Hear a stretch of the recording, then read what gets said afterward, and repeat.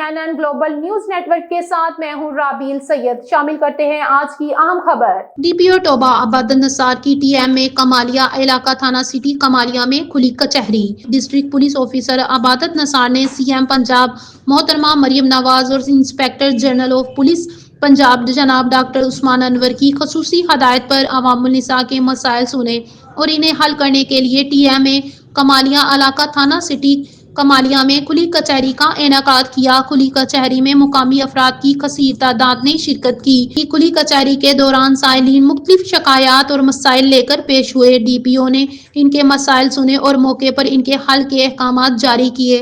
اس موقع پر DPO توبہ عبادت نثار کا کہنا ہے کہ کھلی کچہری کا مقصد سٹی کمالیہ اور اس سے ملحقہ علاقہ جات کے لوگوں کے مسائل خود آ کر سننا تھا تاکہ عوام اپنی شکایات خود پیش ہو کر بیان کر سکیں تاکہ عوام کو موقع پر انصاف اور ان کی شکایات کا ازالہ ہو سکے۔